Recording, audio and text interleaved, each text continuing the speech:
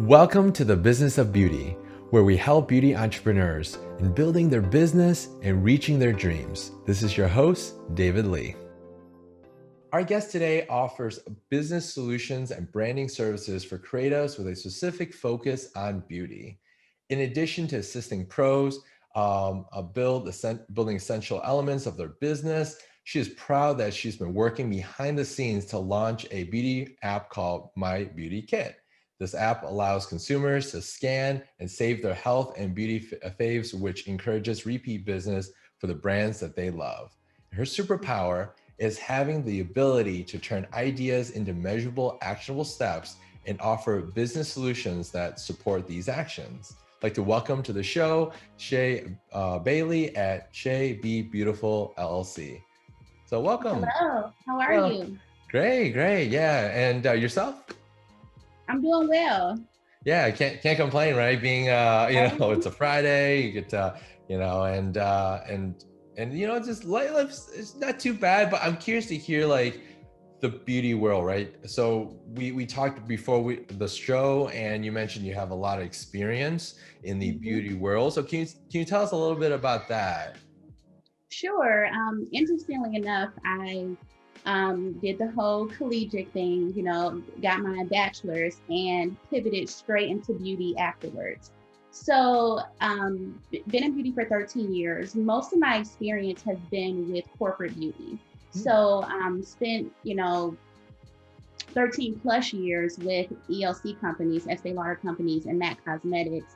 And really today, specifically this year, I'm taking that experience and transitioning it to assisting smaller niche brands, whether you're an existing beauty brand looking to scale or someone who just wants to be a beautypreneur.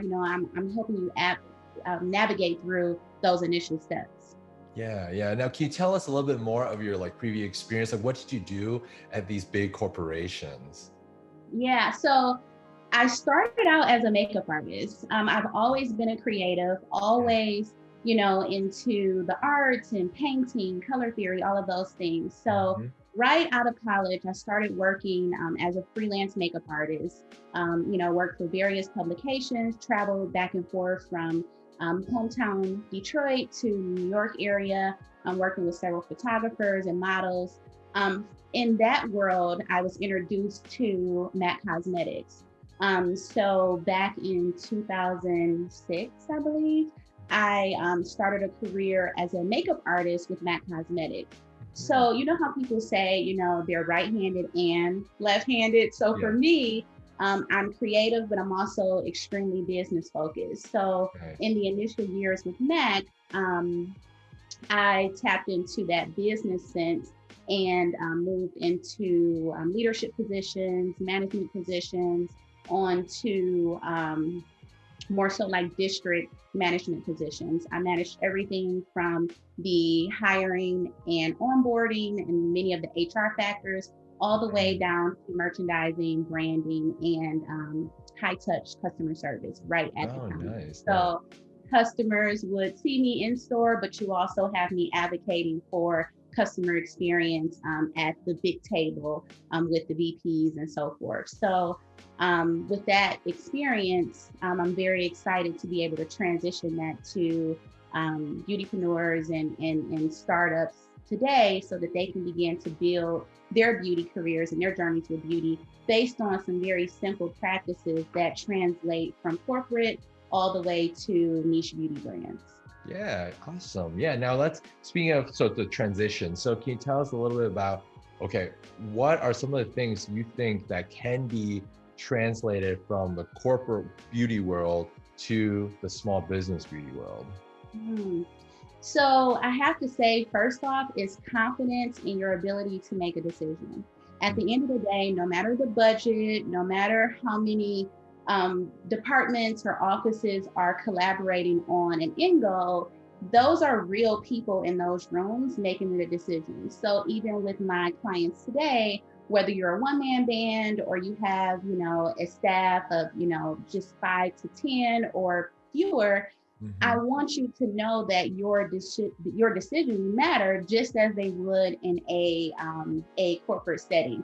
They just happen to have more manpower, more decisions, and more ideas being brought to the table at any given time. Yeah, yeah. Can you dive a little deeper on that? Like that. Let's talk about like that research piece, right? And I'm sure corporations, they have all that manpower, but I'm curious, like, what are they applying all that manpower to? Like what type of research are they doing, and is that feasible for a small business owner?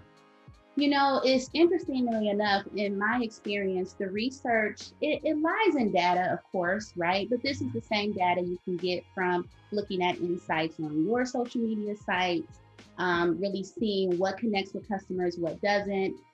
They're also listening to the people. So, in my experience, there was a lot of looking through social media, reading comments, seeing how customers are interacting with particular launches or new products. It's interesting because in the age of social media, I was in beauty prior, and in beauty through the transition, the customers really have a voice. So the big brands, yes, they're using data, they're using conversion systems and things like that in their stores. With that, smaller beauty brands have that technology, one, in their social media sites, two, they can definitely read what customers are, how customers are responding to their products or a competitor's like products. And they also have the ability to utilize the back end functions of their websites.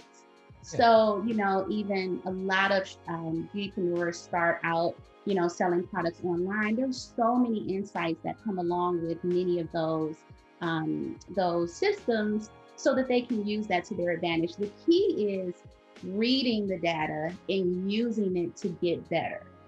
Yeah, yeah. And yeah, you bring up a really good point. I was just thinking like, okay, what if you're a entrepreneur that's thinking about starting your first beauty brand, right? Or you've been building your beauty brand for a year or two, but you don't necessarily have an engaging audience, and the audience isn't commenting on your Facebook posts. So what you could do is actually look at some of the bigger brands and see, and if the products are comparable, you can see what their audience is saying or even complaining about or asking for, right? Then you can adjust your product to fit those needs too.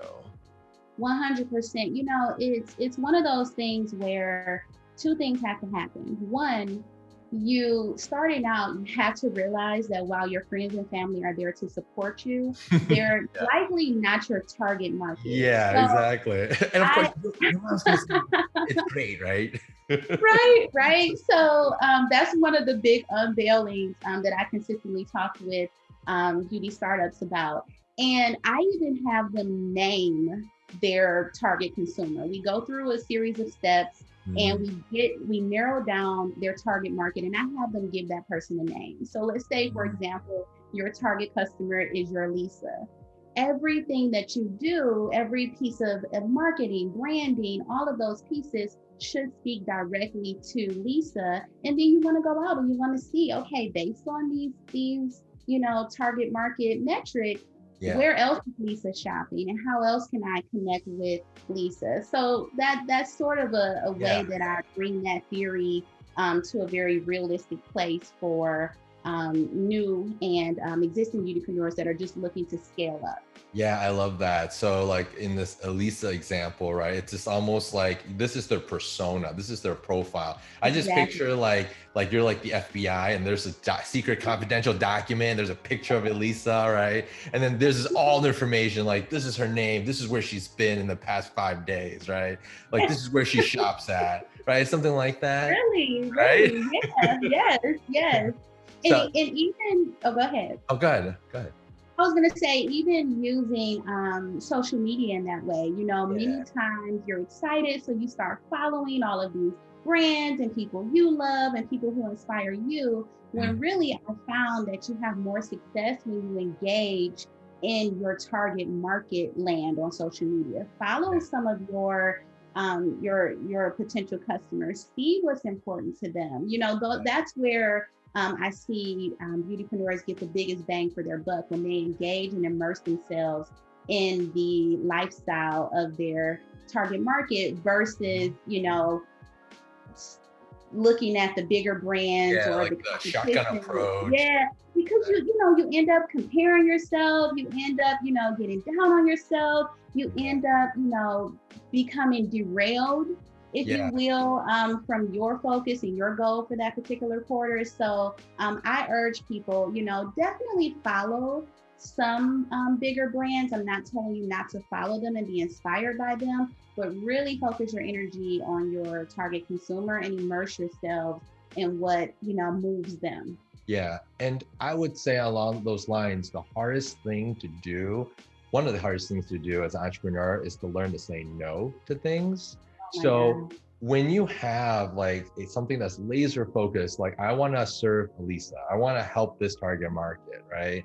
Um, then you can say no to all the other things. Like, does this serve Elisa? No, it actually serves Bob. Well, we don't need a Yeah. Bob right now, right? We're gonna Yep. help Elisa today.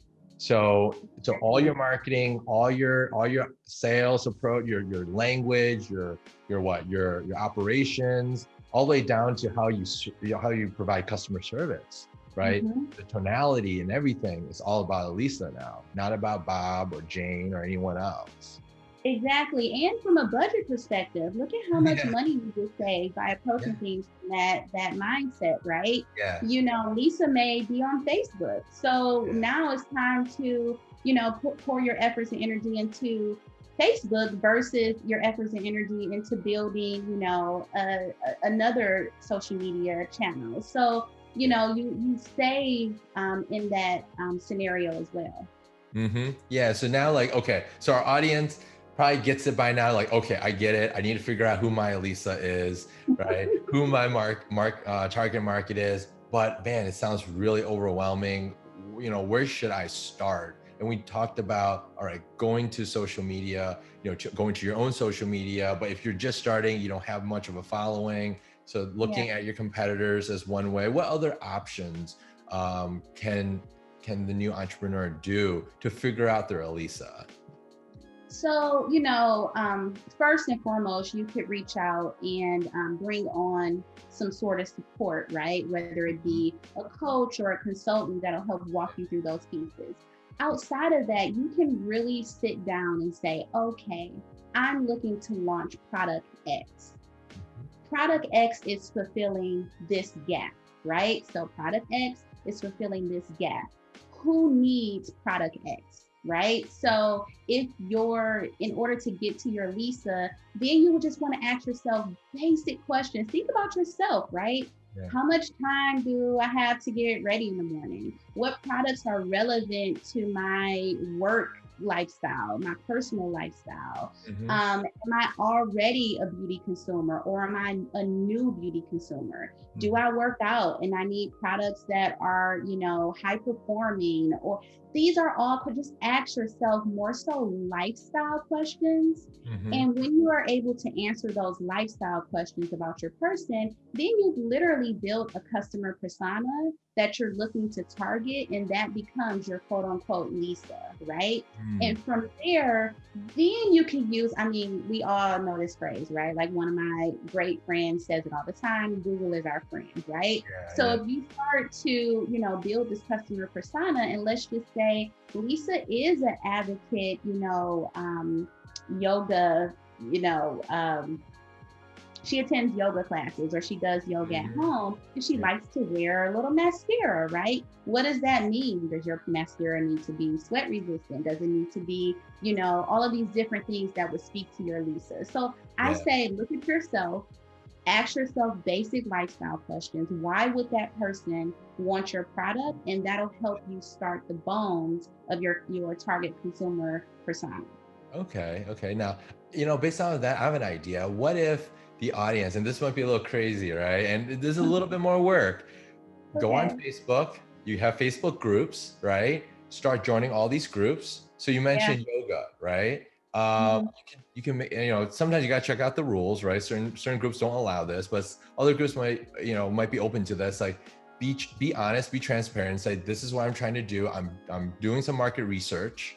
Yeah. I would like to interview, some people that are in the yoga world that like certain types of makeup, that are capable of doing this, and this. I just want to talk to you and see what you're looking for, what's lacking out there, so I can, I can help. And Yeah. there's technology out there like Zoom calls and a phone call, right? That's all it takes. Mhm. Start doing Mhm. that. And by the time you get to the 20th call or the 50th call, depending on how ambitious you are, right? Right. You're going to start seeing patterns, right? Mhm. And of those Mhm. patterns, then you'll finally be able to fine tune that product. And of course, after every call, you can always ask them, would you like me to keep you updated on my progress? Absolutely. Right? And guess what happens when you launch that product? You already have 50 potential prospects too, Yep. right? So, Exactly. so that's Exactly. that's just an idea, just popped in my head. I totally think that that idea supports you being able to get real input, real market data to ensure that you're marketing to your target the correct way. Yeah, absolutely.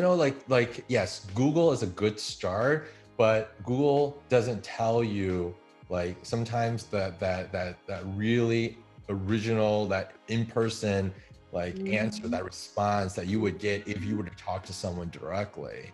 So Yes. so Facebook groups are great. There's LinkedIn, there's also of course Instagram. You can always DM individuals there, other ways that, just reach out. So anyways, yeah, I love that. Oh And yeah. you bring up LinkedIn. LinkedIn is one of my favorite tools. And here's why I always encourage my clients to join LinkedIn. One is you get to the business of your particular sector, right? When Yeah. you start to join groups on LinkedIn or you follow certain, you know, companies, you get that insider information. You know what the big companies are focused on. You know what the workforce that's working for these companies is speaking to or focused on at any particular moment. So I'm glad that you brought up LinkedIn. That's an underused tool in the Yeah. beauty industry, and I advocate. Get a LinkedIn account. Yeah, yeah. And LinkedIn is not just for getting a job, right? Or No. or for recruiters, right? Yeah. I mean, Mhm. you can go really, really deep into LinkedIn. And also think of it as like, the way I look at also LinkedIn is, you don't have to just find your clientele in LinkedIn. Mm-mm. Your clientele might not actually really be in LinkedIn, but Mm-mm. your business relationships, your strategic alliances, people that work in your industry, or maybe other manufacturers and vendors, Yes. and maybe they're serving the same market as you. And you can talk to them and say, hey, since we're both serving the same market, I might need your services. Yes. Can we trade notes? Can you teach me a few things? Right? Mhm. Be open to that. And if I was a manufacturer and you're, let's say, working with, potentially working with me to help bring in more business because I'll be manufacturing your product, I'll be more Yeah. than happy to give you all the information I can so you can be successful. Right? Exactly. Exactly. Yeah, yeah, I love that. What else? What else would you say is comparable to the corporate world, that small businesses can do? Well, one of the big things that I focus on is the branding piece. And I feel as though a lot of times small business owners do a bit of emotional branding, right? So your bigger businesses, there's not a ton of emotion attached to that because you have hundreds, if not thousands of people that are have their fingers in these decisions. So their end results are really truly based on what's going to Yeah, impact their consumer. Smaller businesses tend to really have the owner's hand, right on everything, which I think is amazing.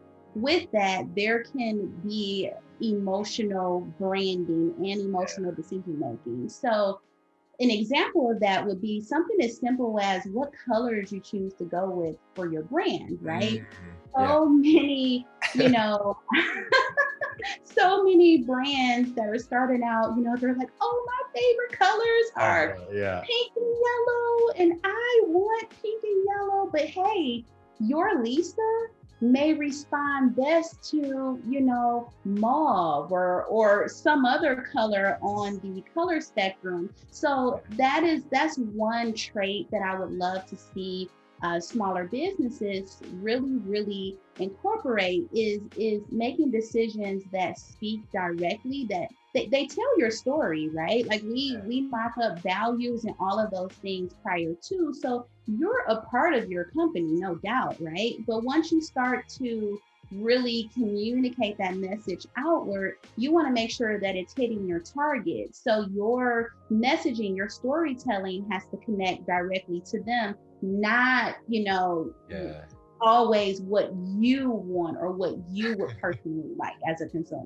Yeah, yeah, I totally get, yeah, I agree with that. I think yes, this is your business. It's like your baby, right? Mhm. You wanna make it, like everything's super important, but you have to think about it as at the end of the day, it's a business, and Yeah. who are you serving? Not so much you're really, I mean, like a simple example, like I know like people might say, yeah, I started this business just for the money, but trust me, you can make money, much easier money in other ways. So Yeah. if you think about it, like the service or the, how, who you're serving aspect, you're serving your audience, not yourself. If you're serving yourself, then yeah, it's more of a hobby and you just make products for yourself then, right? You gotta listen to Mhm. your audience. And also another thing I think about is the uh, building a business as if you're going to sell it. Not necessarily you're going to sell it, but Yeah. if you do want to, sell it eventually, but if you build it that way, then the person that's looking at it, the investor, will look at it and say, all right, well, is this business profitable? Is it branded the way it really connects with this audience? If not, it's like, oh yeah, it's all about this person. It's not brandable. It's not sellable. It's kind of tough. Right? Yeah, I agree with you 100%. And even when it comes to logos and things like that, we're all, I can't tell you the level of excitement that exists with the new entrepreneur. I mean, it is absolutely electric.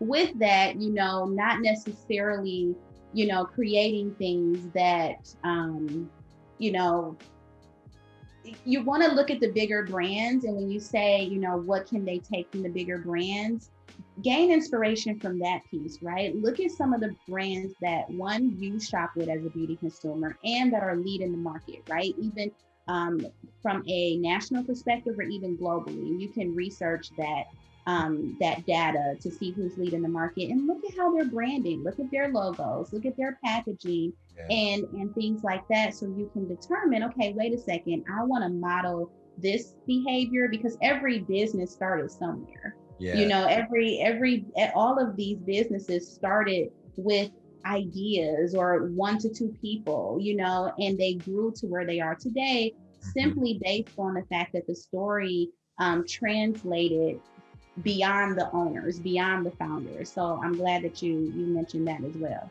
Yeah. Now, also speaking of like the branding, do you worry about or think about like the colors being used? I know sometimes like like for example, for shirts, if you use so many colors, the cost starts increasing, right? Because the printers, they have to charge extra for colors.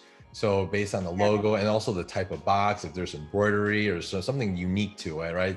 Oh, I forgot what it's called, like where you can actually feel the print on the box, The texture the of it and all texture of of the that. box, right? Yeah.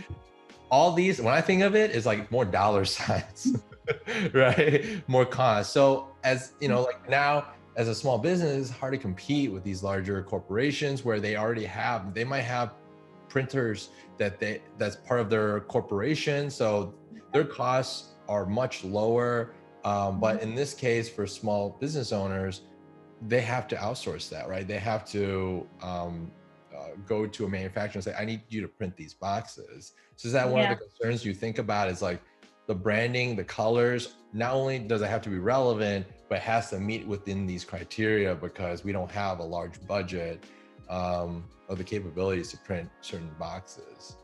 Absolutely. I think that's a very relevant place to start when you're thinking about your colors, you're thinking about what your logo design will look like, and whether or not that design is transferable on the products you're looking to sell, right? Typically, cosmetic products are slender, so is your logo just out of the realm of being able to even fit or look aesthetically pleasing on the packaging or the products you're looking to sell. And I always say less is more, right? You can always have special edition launches, special edition products, special edition packaging. You can always add those things and make them very, seasonal or not something that you have to commit to for a long period of time. Less is more when it comes to building out what your brand looks like from a branding and packaging perspective, because you also change your mind a lot, right? Like, what if a year from now Yeah. you decide, okay, maybe I shouldn't have gone with like the full hibiscus, Yeah. theme, so that's something you want to take into consideration. Yeah. So would you say like in the beginning, less, less is more, just not go crazy. Yeah. See if it, how well your market responds to it. In this case, you're doing testing, right? And if they're responding well, yeah, keep going. If they're not, then see what's wrong. Why aren't they attracted to it, and whatnot, right? Yes, absolutely. Now, to transition, like you mentioned, like boxes. I'm curious if boxes are as important now than they were before, considering with all the pandemic, the COVID, situation. There's less people going to going to the stores and looking at the product on, on a storefront, and more vendors are noticed switching over to more online based. So boxes aren't as important because by the time they click on it and they already purchased it, so now you're shipping to them, right? So I guess how important is that? And then the second question would be, over the years, what kind of trend, like changes have you seen in the beauty industry, and where do you think it's going? Okay. So first up, whether or not the box is important to attract the customer to the product initially, you bring up a great point. Once they actually see it, they've already purchased it. With that, I do believe that the customer experience is not over until they're actually experiencing your product. So I do believe that there should be attention to detail in what your packaging and customer experience looks like, even when it arrives on their doorstep. Absolutely. Being in beauty, I order a ton of stuff, right? I unsponsored, right? I'm just a beauty consumer. I enjoy it. I love it. There's a completely different reaction from me when I receive something and the delivery and the attention to detail really grabs me. Yeah. I want to get it again. I want to have that experience again. So if you're looking to build long term, I do think those are ways that you can brand yourself so that customers have that experience. Because again, to your point, with the pandemic, they aren't coming into your store experiencing you from that perspective. They're only experiencing you through the mail. So transitioning some of that budget over to your packaging, mailers, and all of that, I believe, are key. Okay. Yeah, it makes sense. And what I've seen over the years, and even to stay on the theme of packaging, boxes, that sort of thing, is really beauty being charged with being more eco-friendly. Beauty packaging is really substantial, right? It's just the boxes and all of the components of the boxes that need to keep the product from spilling out or pumping out during delivery, and the packaging itself, it's pretty substantial. And from being on LinkedIn and also, having conversations in this particular sector, I see beauty, big beauty, really working towards being more eco-friendly, being more just sustainable overall, just being good to Mother Earth. So I do believe that any beautypreneur starting out should take that into consideration today, so that you don't have to make those massive adjustments moving forward. And even that's as simple as working with your vendors to see, is this biodegradable? Is this recyclable? What is this really doing for the environment? Because in I say less than 5 years. It's moving so fast, but within the next 5 or so years, that is going to be it's already a deal breaker for many consumers. Yeah. but it's only going to grow. So we in the industry that are creating and manufacturing things at every level now, we need to think about that so that we don't have to have a costly response down the road. Yeah, yeah, it makes a lot of sense. So would you say, would you go as far as saying in a few years, maybe like 5 years from now, that would be the standard? Like Oh, it's expected that it's eco-friendly, it's green, you know, or it's, you know, the your boxes or your containers are recyclable, it's good for Mother Earth. yeah. I mean, look at other movements, look at even the clean eating movement, right? To Hmm. go to a restaurant and not have a vegan option available, you're sort of taken aback, like, wait a second, I'm being left out of the conversation and this restaurant is not moving forward with, consumers. Think about that, right? 5 to 10 years ago, that was not an expectation, but today it is. So I totally believe that beauty is going down the same road. While there are certain brands that are doing an amazing job, certain retailers that are doing an amazing job, even calling out brands that are eco-friendly, whether they're, they have a special marker on the website or a special section in the store. All of those things are happening. It's going to be more normal than not in the near future. Yeah, yeah. Now, what have you noticed been some of the biggest changes? I mean, obviously, 2020, right? But what have you seen like impact wise to the beauty brands based on, you know, this year alone? And where do you kind of see them going in the next, you know, next few years?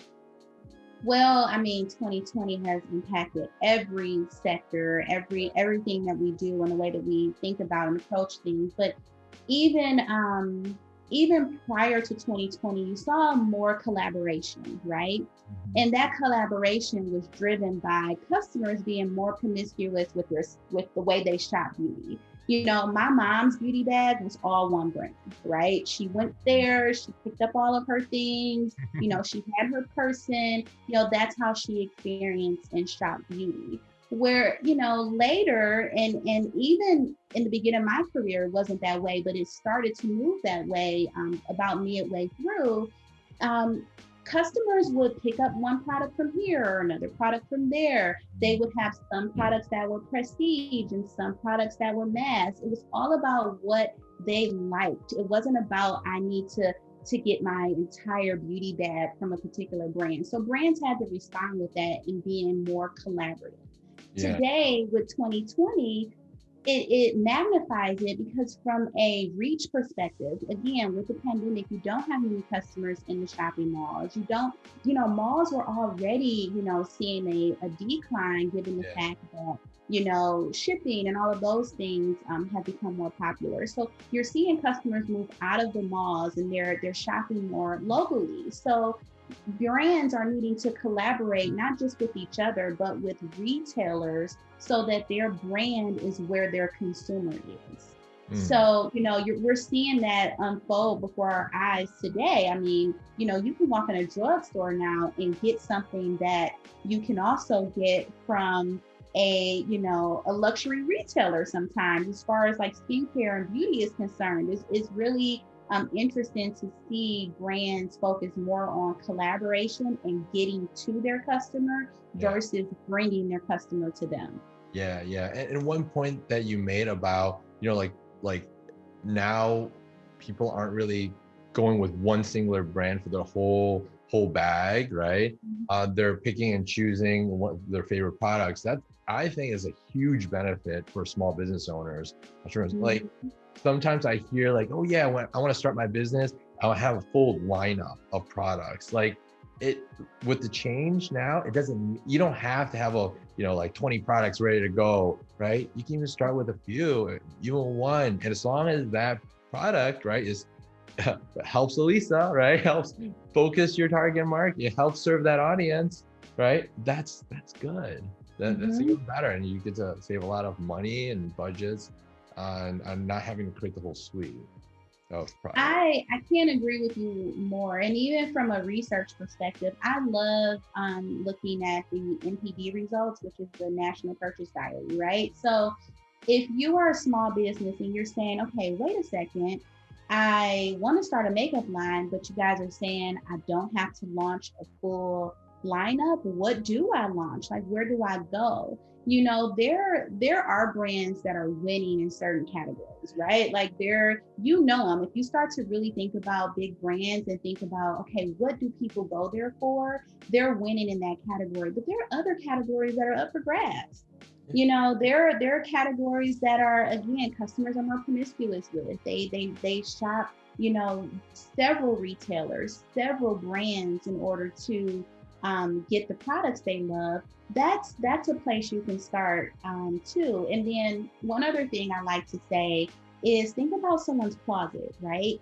If I like to wear sneakers, then I'm probably going to buy a ton of sneakers, right? If I like to wear pumps, I'm probably going to buy a ton of pumps. So, if you have consumers that are purchasing in a certain area, that could just be where beauty is trending right now. Like they love this particular product, and it's okay for you to play in that area as well. Yeah, yeah.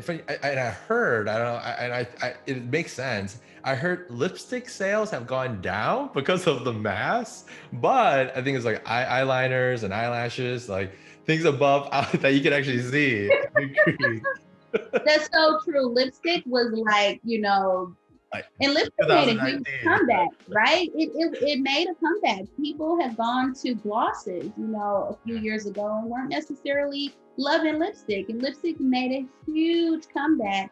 Now, we're covered. I could leave this call now and literally go outside, and all of a sudden you don't see what I have here. So Yeah. you have customers that are more interested in the eye category now. And on the reverse side of that, they're less interested in what's covering their skin and more so what's treating their skin. You have this surge in skincare that's happening right now as well because people are at home. They aren't making themselves up as much. So self-care is a huge component that we saw out of 2020. And all of that is driving beauty sales in directions that we haven't seen before. Yeah, yeah. Wow. I'm sure we can talk all day, but unfortunately we don't have all the time. What's so last bit of advice? Any last bit of advice for our audience that are, thinking about starting a beauty business or they're already in beauty, and what would you say to them? Well, if you're thinking about starting, this is a loaded statement, but I say go, Okay. right? Because you'll if you go now, you'll learn, as you go, and you'll grow faster than if you don't go now. So if you're looking to start, go by just, jumping on some free webinars, listening to shows like yours, really just get in there and start to understand the sector that you're working in. Because I'll tell you this, you have a lot of people that are starting that haven't worked in beauty before. So it's very important that you learn about the beauty industry before you start to spill your budget into your particular product. The second piece, when it comes to those looking to, whether you're looking to scale, rebrand, all of those things, is getting into that target market piece, right? If you, and I don't want people to feel bad, right? Let's say they've built this whole brand and they've done no target market research. Everything we've talked about in the beginning of this call, it has sort of been, it's foreign to them. It's okay, right? Like don't feel bad, start now and know that you're not alone. All brands, even the biggest brands with the biggest budgets, are pivoting right now. They're trying to understand what's next. They're trying to sustain their customers. They're trying to keep their business alive. So we're all in this together. So just go, and you're not in it alone. Well, thank you so much. Now, how can our audience reach you? So Instagram is my fave. And it happens to also be a place where my my clients thrive. So I'm on Instagram at Shay Be Beautiful. You're also more than welcome to go to my site. That's shaybebeautiful.com. There you'll be able to join me on LinkedIn, join me on other social media platforms, and also see some of the other projects that we work on in-house, and just learn more about our efforts in pressing or pushing beauty forward. Awesome. And all the details will be in the show notes and also in the description below. So you can find it there. Again, Shay, thank you so much for being on the show. Thank you. And hope everyone enjoyed this episode, and we will see you next time. Bye. Bye. Hey, Beautypreneurs. I'm David. My team and I created a website kit for fellow entrepreneurs looking to grow their business online, whether it's e-commerce or a service-based business. We've got you covered.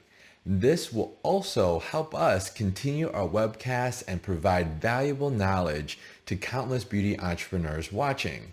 For more details, check out our website kits at beautybiz.info/website kits. If you like the videos that we make, you can support us by giving this video a thumbs up and subscribing to our channel. Thanks. We'll see you next time.